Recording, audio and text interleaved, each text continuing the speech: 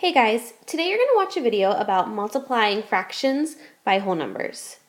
In the previous lesson, you learned to represent a fraction as the product of a whole number and a unit fraction. Today, you are going to learn how to multiply any fraction by a whole number.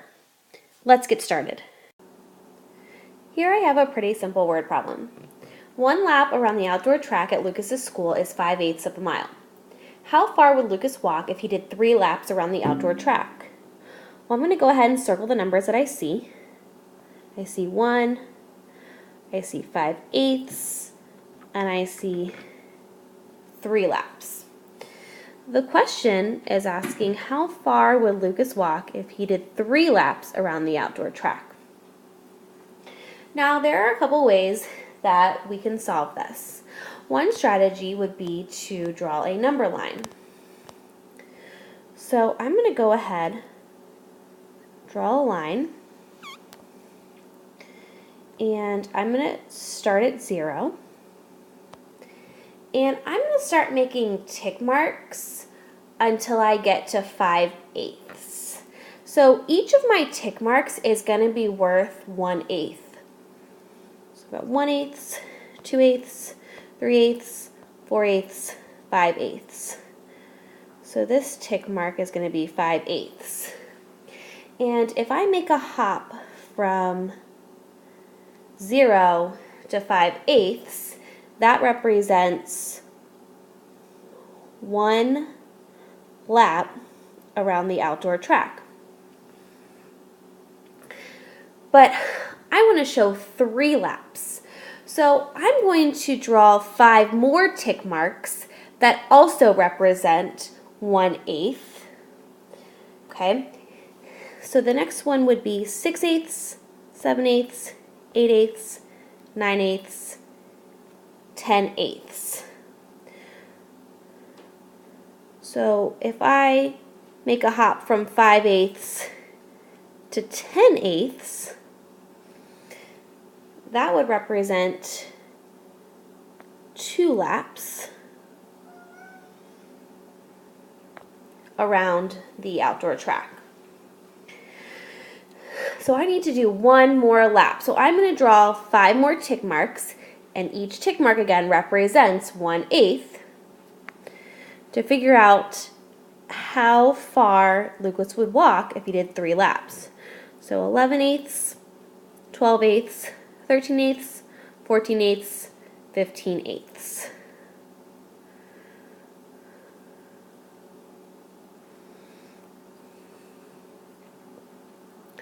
So if I make a hop from 10/8 to 15/8, that represents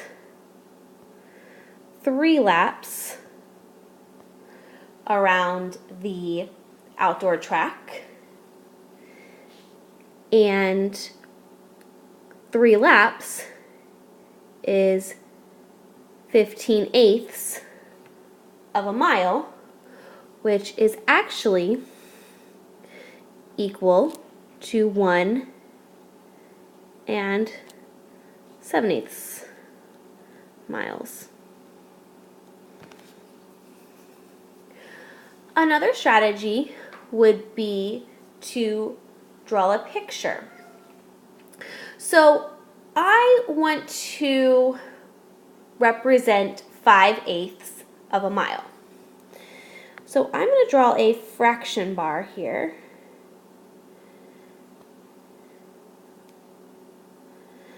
And I'm going to break my fraction bar up into 8 equal parts because the denominator of my fraction is 8. And I'm going to go ahead and I'm going to shade in 5 of those 8 equal parts.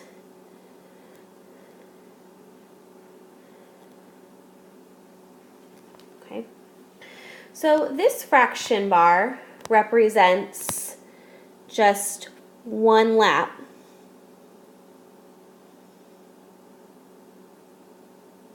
around the outdoor track. But I need to show 3 laps. So I'm going to draw a second fraction bar. Okay, I'm going to try to keep the holes the same size. Again, break it up into 8 equal parts. and shade 5 out of the 8.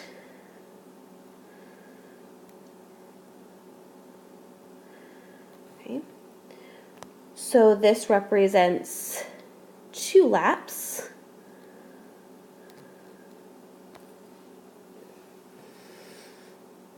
And I'm going to draw one more fraction bar so that I have 3 laps. Breaking it up into 8 equal parts the best I can, and shade 5 out of the 8 equal parts. All right, and this represents 3 laps. Okay, so now I need to figure out how many total eighths I have shaded. Well, I have 5 in the first one, 5 more in the second one, and 5 in the third one. So altogether, that would be 15 eighths of a mile, which is also actually equal to 1 7/8 of a mile. Okay. The third way is to just simply use multiplication. I can use multiplication to solve this problem very easily. My multiplication problem would be 3 times 5/8. Now the 3 represents the number of laps Lucas is walking around the outdoor track, and the 5/8 represents the length of the outdoor track. So to multiply a whole number by a fraction, it's actually very easy. The first thing we're going to do is we're actually going to turn our whole number into a fraction. And to do that, you keep your you take your whole number, and your whole number becomes the numerator of your fraction, and then you put the denominator as 1. So then I have 3/1 times 5/8. And when we multiply fractions, we just multiply straight across. So I'm going to multiply my numerator by my numerator. 3 times 5 is 15. And I'm going to multiply my denominator by my denominator. 1 times 8 is 8. So again, I have 15/8 of a mile. And if I turned that from an improper fraction to a mixed number, I would get 1 7/8 of a mile. So those are 3 different strategies that you could use to solve this problem. Let's practice another problem where we're multiplying a whole number by a fraction. Here I have the problem 4 times 4/5. Okay, I can easily multiply this by first turning my whole number into a fraction. And again, to do that, I'm going to take my whole number and I'm going to make that the numerator of my fraction. And I'm going to put it over a denominator of 1. So anytime you're turning a whole number into a fraction, the whole number becomes the numerator, and you always put 1 as the denominator. So now I can multiply this by 4/5. When we multiply fractions, we just multiply straight across. So I'm going to multiply my numerator by my numerator and my denominator by my denominator. So 4 times 4 would give me 16. And 1 times 5 would be 5. So I could leave this as an improper fraction, or I could decompose it and turn it into a mixed number. So I'm going to go ahead and do that. And I'm going to start by taking out the wholes. So I'm going to take out 5/5. And I can take out another 5/5. And I can actually take out another 5/5. And so far, that's a total of 15/5. And I only need 1/5 more to get to 16/5. So if I turn this into a mixed number, I have 3 wholes and 1/5 left over. So 16/5 is the same as 3 1/5. Now I'm going to draw a picture to represent this multiplication problem. So I'm going to start with the fraction, okay? I want to represent 4/5 with a fraction bar. So I'm going to draw my fraction bar here, break it up into 5 equal parts the best I can, and I'm going to go ahead and shade 4 out of those 5 parts.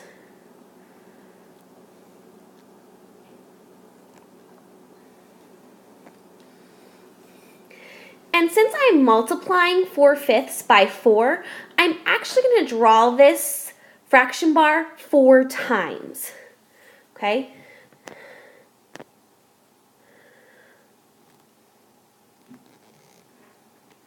So I'm going to draw my fraction bar, break it up into 5 equal parts, and shade 4 out of the 5.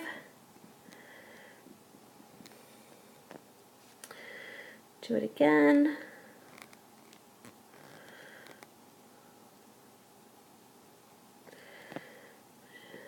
Shade 4 out of the 5 parts. And one more time.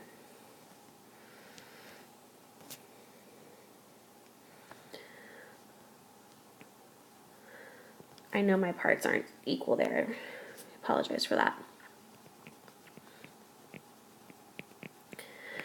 All right, so each fraction bar that I drew represents 4/5. So I have 4/5, 4/5, 4/5, 4/5. And I drew 4/5 4 times because the whole number in my problem is 4.